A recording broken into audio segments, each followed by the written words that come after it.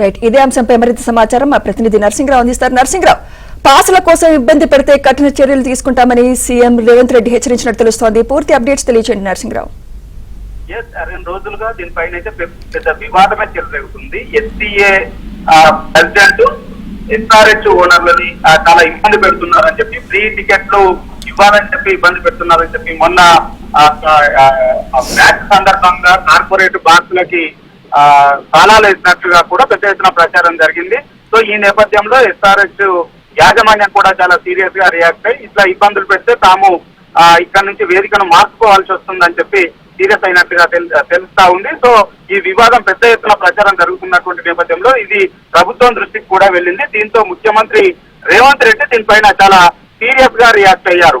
ఏకపక్షంగా వ్యవహరిస్తూ ఆ ప్రెసిడెంట్ తెలంగాణ రాష్ట్రానికే మచ్చ తెచ్చే విధంగా ఈ ప్రతిష్టను మక్కబార్చే విధంగా వ్యవహరిస్తున్నారు.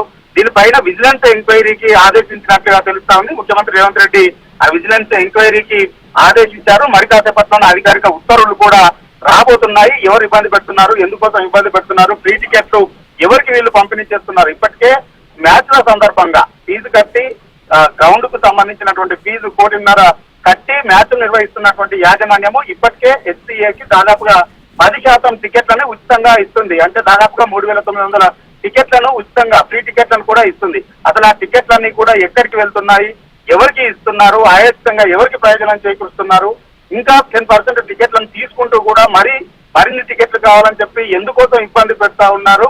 ఇదంతా కూడా ఏకంగా రాష్ట్రానికే, రాష్ట్ర ప్రతిష్టకే మచ్చ తెచ్చే విధంగా ఉన్నది అనేటువంటి భావంతో ప్రభుత్వం ఉంది. సో అందుకోసమే ఈ వ్యవహారం అంతటిపైన కూడా విజిలెన్స్ ఎంక్వైరీ చేయాలని చెప్పి ప్రభుత్వం భావిస్తుంది. ఆ మేరకు ముఖ్యమంత్రి రేవంత్ రెడ్డి ఆదేశాలు కూడా ఇచ్చినట్టుగా తెలుస్తా ఉంది. Thank you Narasimharao.